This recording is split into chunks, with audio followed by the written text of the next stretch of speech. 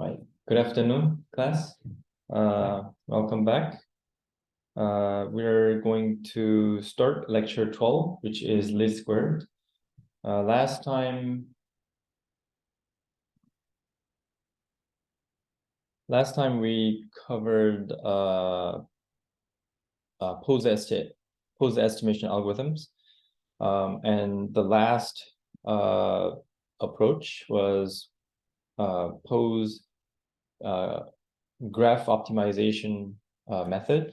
Before we talk about that, we need to cover this. We need to review and revisit least square method so that you fully understand how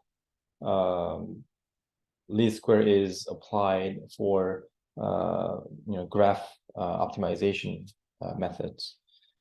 So this is probably going to be the most math heavy lecture. So today and then probably next lecture materials will be math heavy.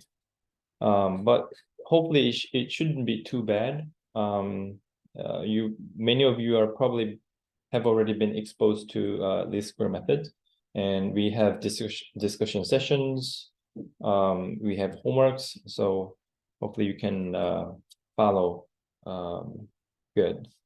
Okay, so let's start. Quick history. So least square method was developed by Carl Friedrich Gauss in 1795. I think Wikipedia. It stated that he was only 18 years old. Sometimes that discourages. But still, back then a lot of things were new, but nowadays there's so many theories, findings,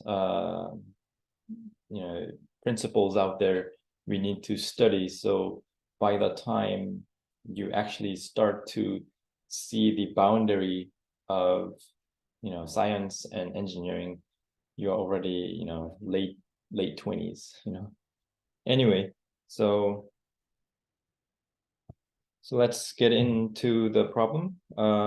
So it goes like this: given a system described by a set of n observation functions, f by x, where I goes from 1 to n, let x be the state vector, zi be a measurement of the state x, zi hat equals to f by x, which is a function which maps x to a predicted measurement zi hat. So these are definitions. So I will have to dictate with you line by line. Given n noisy measurements, z1 through n, about the state x, our goal is to estimate the state x, which best explains the measurement z1 through n. So here's the more visual explanation of what was described.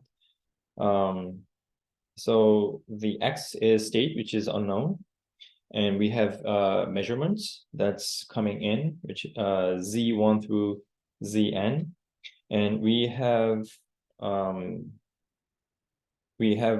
a model that can predict z1 hat through zn hat using this function, which is the model. So f1 through fn for given input of x, okay? And this is an example of that. So x, so if you take a look at this figure, so this this is true position of these, let's say, feature points, and you're looking at this ground truth real world using, let's say, a camera with these two directions. So you would have two measurements, and so if you project the true value to image plane, and if you use model to do the projection, then you're supposed to get Z2. But what you actually get from the sensor would be Z2 hat. Okay. Oh, take it back. So Z2 hat would be the model based value, and Z2 would be your measurements. And same goes with this case. So the point here is that there is a discrepancy between the real measurements and predicted measurements.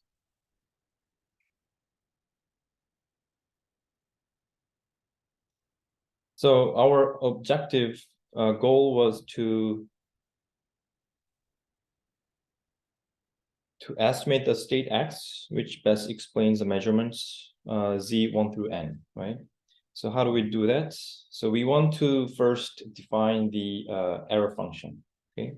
So we're going to define the error as EI equals to ZI minus FIX, where FIX is the prediction, where ZI would be the measurement. And we assume that error has zero mean and normally distributed, so Gaussian assumption, with information matrix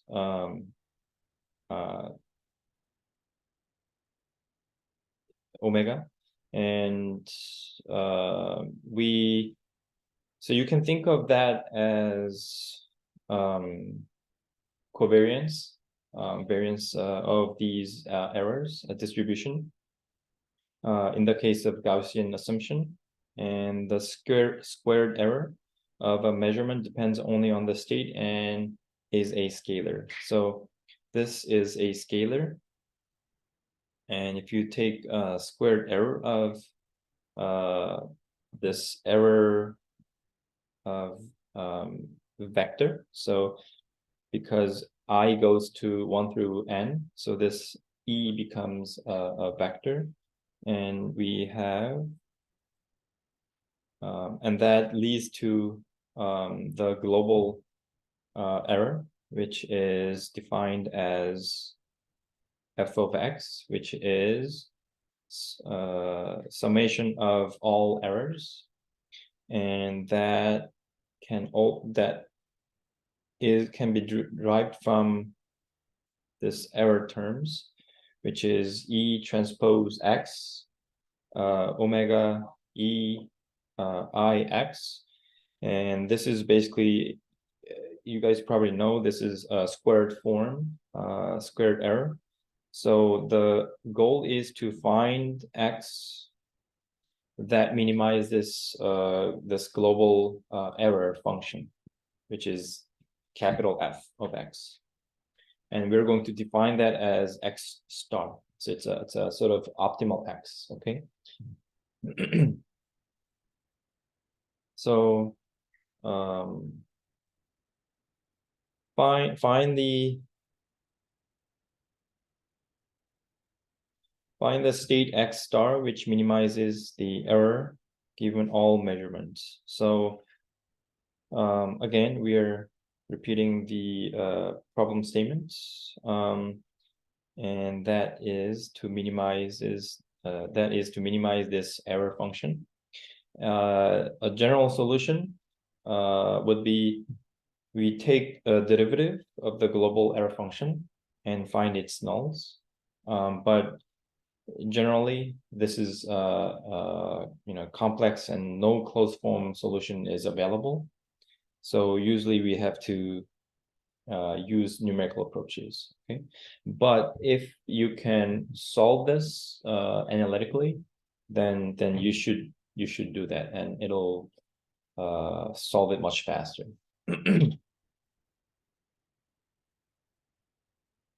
Oh, by the way, how many of you have taken optimization course?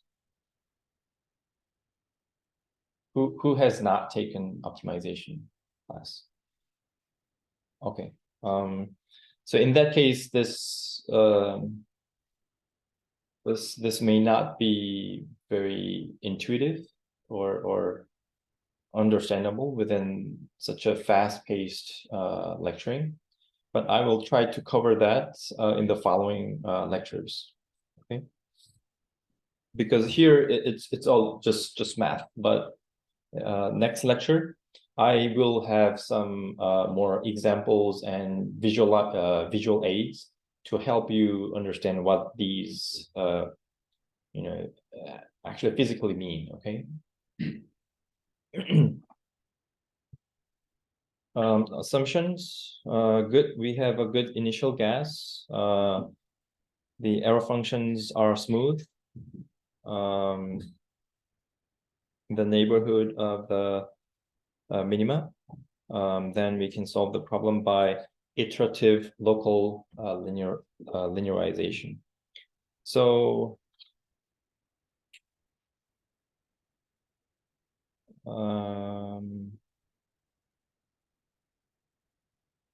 I will come back and talk about this more, like I said, next time. But just to give you an overview, or preview. Let's say we have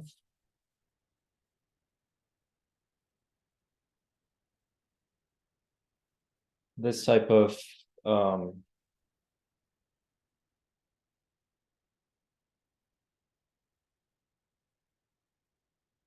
function. Of course, f of x can be quite complicated and may not be scalar.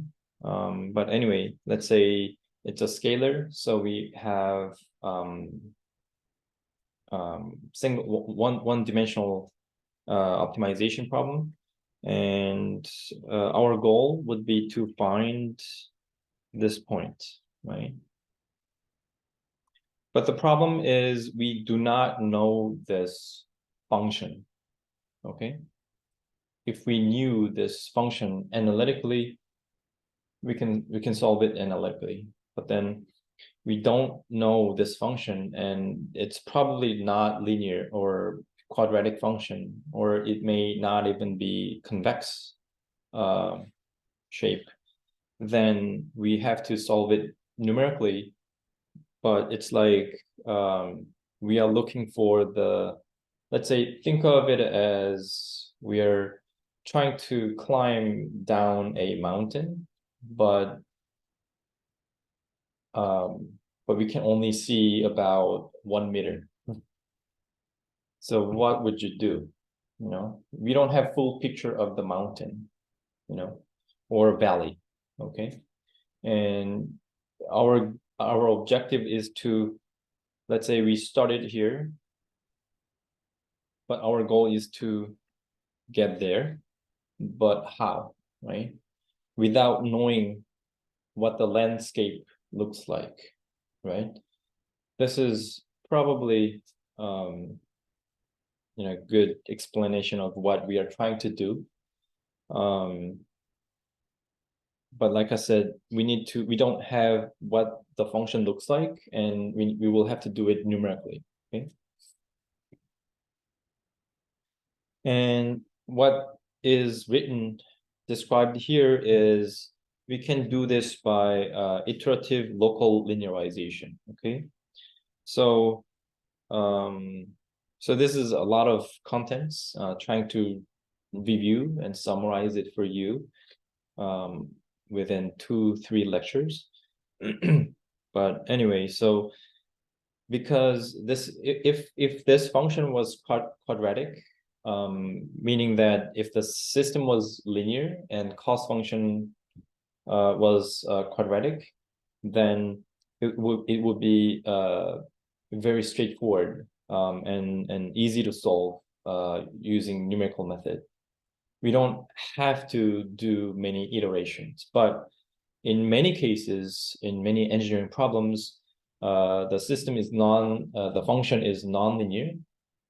So in that case, quadratic function will lead to nonlinear landscape function.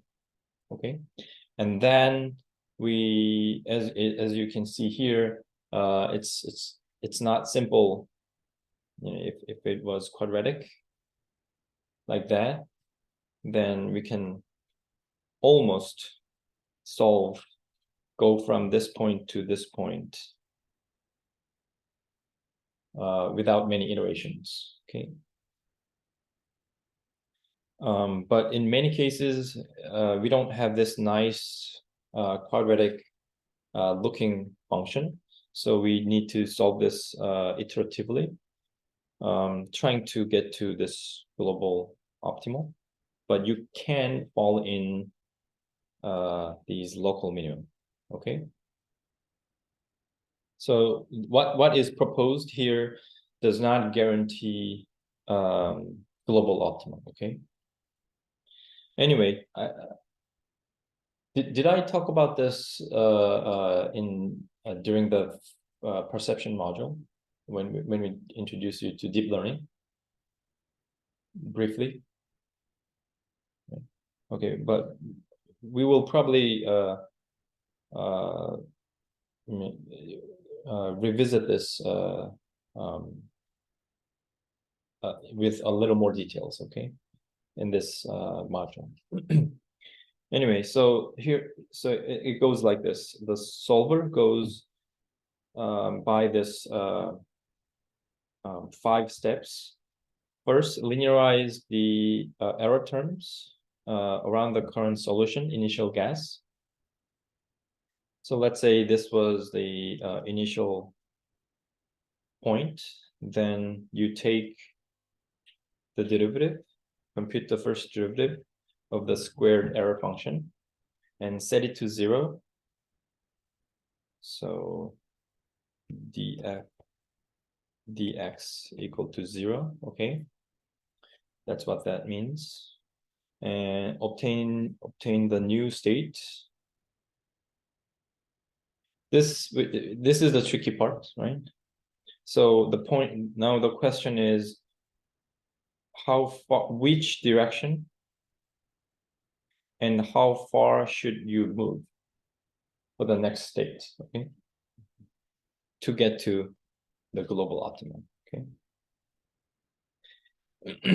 And of course, you may or may not find the global minimum or even local minimum. So let's say you moved this direction this much, then your x2 second time step, you will fall here, and then you will repeat this process, okay, and find the gradient and move on, okay. So all right, let's get into the details. Linearize the error function. So this was the, let's go back. This was the error function, right? So linearize the error function. We can approximate the error function around an initial gas x using Taylor expansion. So this is that. And we have say constant term which is not a function of delta x, then we're going to approximate this error using Taylor expansion, meaning that it's this term plus higher order terms, right? HOT.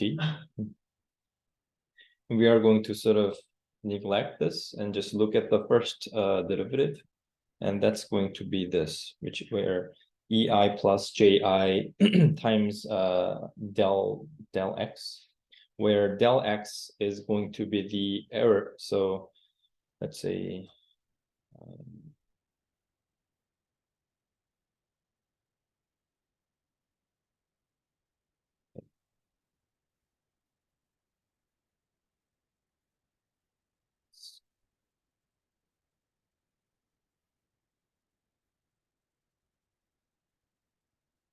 let's do this again.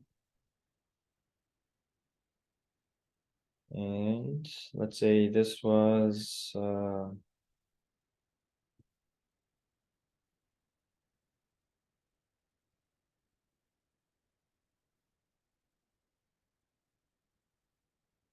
so initial point was x0 here. Okay. And then we are going to compute gradient, which is J, okay, Jacobian. Here's the definition of Jacobian. It's a gradient, general form, okay. So in this the example, it's going to be this gradient, okay, and delta x is so this is going to be the nominal value x naught, and whatever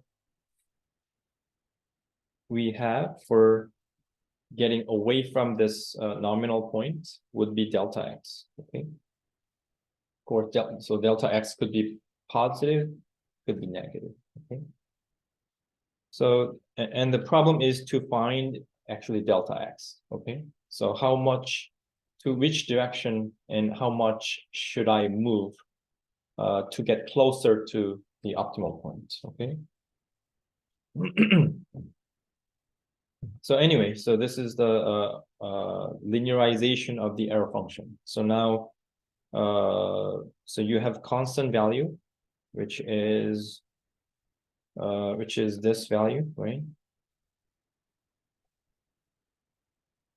Right. So at nominal point, we have this constant value, and then we have the delta x function with gradient. So this would be the gradient, okay, the slope, okay, which is this Jacobian, but this is in matrix form, general form, okay. All right, and we have square error, so we want to with the previous linearization, we can fix x and carry out the minimization in the increments del x. We replace the Taylor expansion in the square error terms. So what that means is we had this the actual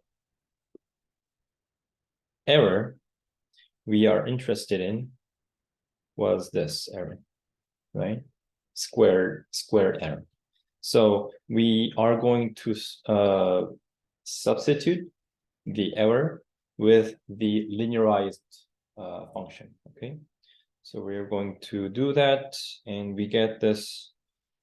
This is the resulting equation. So this is, so we're substituting E with the linearized error function here and here, and then if we work out the equations, then this is what we get, okay. And then we can manipulate the equation and, grouping similar terms. This is the final form of the error function, and it consists of the constant value and then linear term and then quadratic term, okay.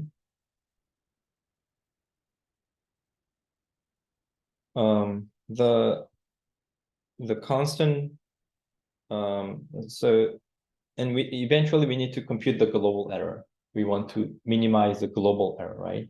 So meaning that for all the measurements, okay, not just one measurement, okay. So it's a regression problem, right? But if things are not linear, I mean, if it was linear, then we can just apply, pseudo inverse and solve the regression problem pretty quickly. But because this is not linear, non-linear problem, we need to do this iteratively, numerically, and we need to compute the global error, which is shown here, and this is the approximated global error function using Taylor expansion.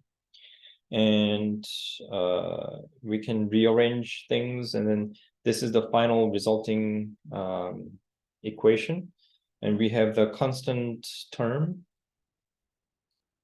for the global error, and then we have delta x term, and then we have squared delta x term, okay?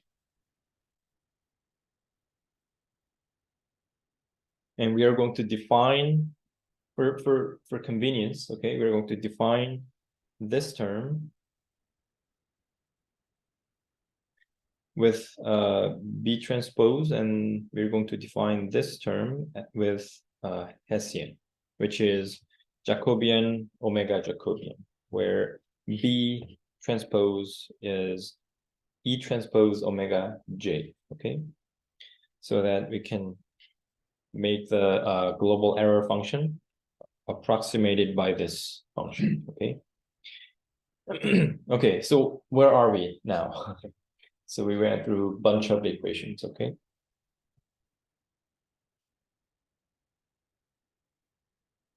Okay, let's go back. Let's go back to this big picture, okay? So we linearized error terms around the initial guess or current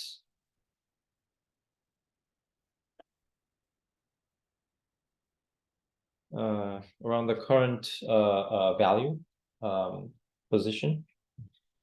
And then what? So far what we did is basically computing global error function using linearized errors, okay? That's all we did, okay? The next step is to compute the first derivative of the squared error function, okay?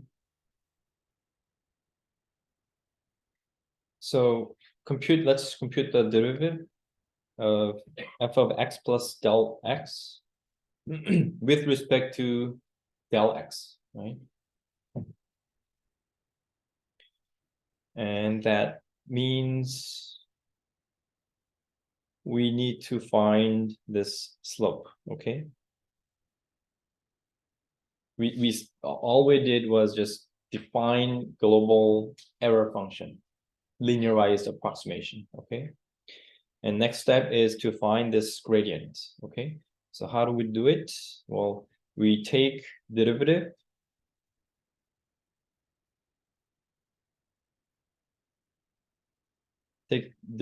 of this with respect to del x, okay? So that gives you the gradient, okay? So assume a quadratic form, first derivative, it would be that, right?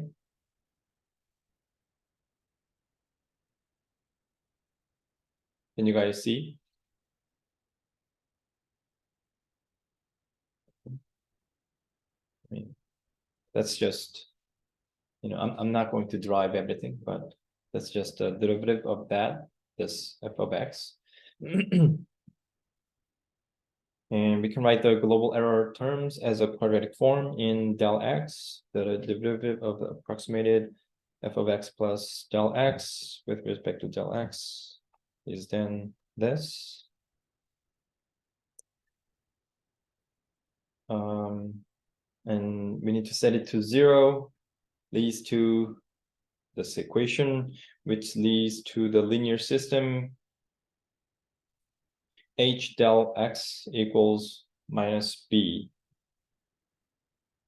okay? And the solution for the increment delta x star is this, okay?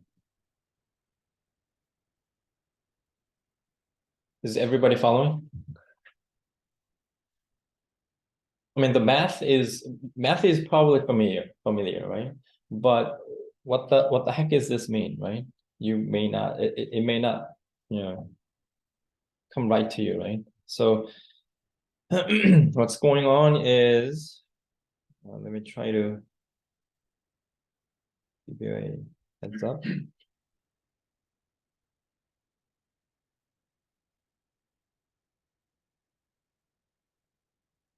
So it's always good to visualize, right? Okay. So we computed this gradient. Okay, let me ask this question. This is not a trivial, obvious question. Okay, why do we set it to 0?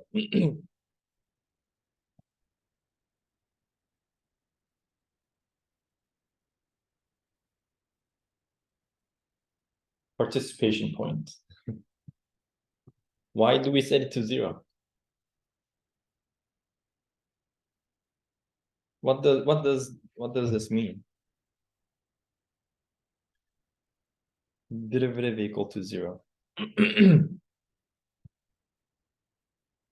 Yes.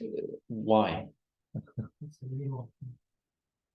Yes. So if you have taken optimization theory or optimization course, I think for the whole semester, this is what you learn. Okay, basically. So what that means is, so you have already learned, or you will probably learn in the future many times if you take, you know, optimization or training for AI, you know, everything. Okay. So what's going on is we want to find global minimum, but if things are complex, our goal would be to find at least local minimum, because that's pretty much what we can do, because those local minima has some properties, okay, characteristics. And what is that? They are all, they have flat gradient, okay? So what you learn from those classes, optimization theory, is famous necessary condition, okay? So it's a necessary condition, not sufficient, okay? So if the gradient is a 0, that means it's either minimum or maximum, okay? So these are also have um, 0 gradient, okay? But around that point, if you can find that other as you go far, as you go away from that value, if everything becomes larger than this point, then it's sufficient, okay? Then it becomes minimum, okay? If all the values start to decrease as you go away from that value and has gradient equal to 0, then it's maximum, okay? So that's what you learn from those courses, and how to solve that, implement that as an algorithm numerically is what you learn. Okay, it's called generally speaking, it will be a type of search algorithms. Okay, using gradient. Okay, gradient descent. You know?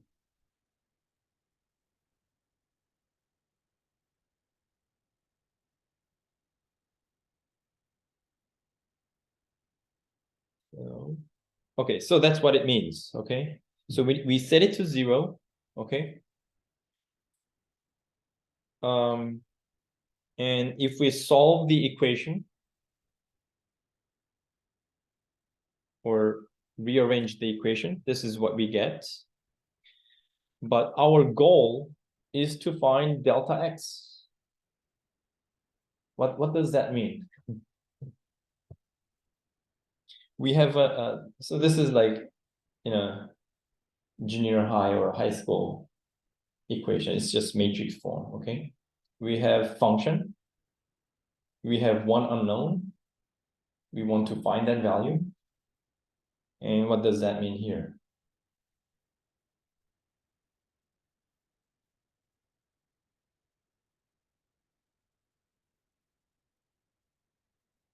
The delta x, this delta x, let's say this is a solution of this, then that delta x will meet this condition, right? So this delta x will provide gradient equals to 0. Okay. All right. So, all right. So I need to move on. So any questions so far? So many students get confused here and doesn't really have an idea of why we are learning this and what does this physically mean and blah, blah, blah. And especially when it comes to necessary condition and how is it used, you know, when it comes to training and optimization problems. I will talk more about this in the following lecture, okay? Anyway, all right, so and this is the Gauss-Newton solution. So we iterate the this steps, linearize. So we did linearizing. We computed this. We solved the linear system, and we update. Okay.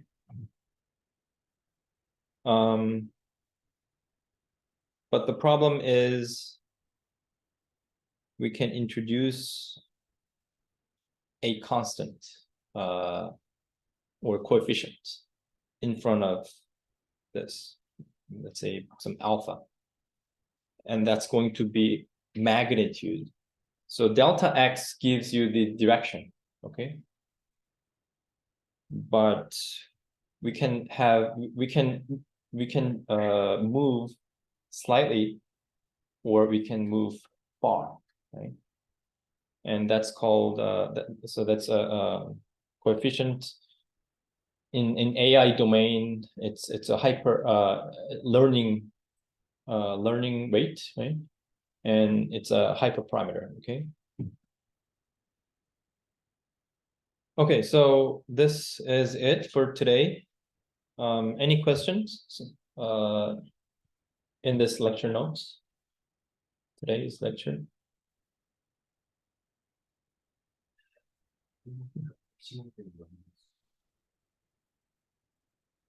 Yes. So the question was, maximum could also be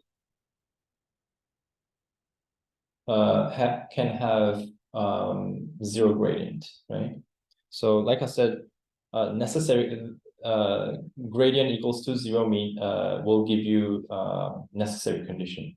But if you can tell it from more informations, you know, if neighboring values will be higher than current value, then it's a sufficient condition, then you can tell this is a minimum. Okay? And then, okay, let me wrap up with this final question for you. So, how is this necessary condition used when it comes to numerical implementation?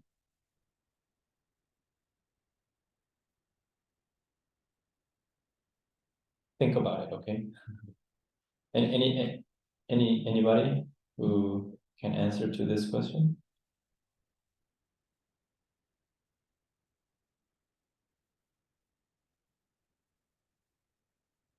This is not an, like I said, this is not a trivial question. Okay.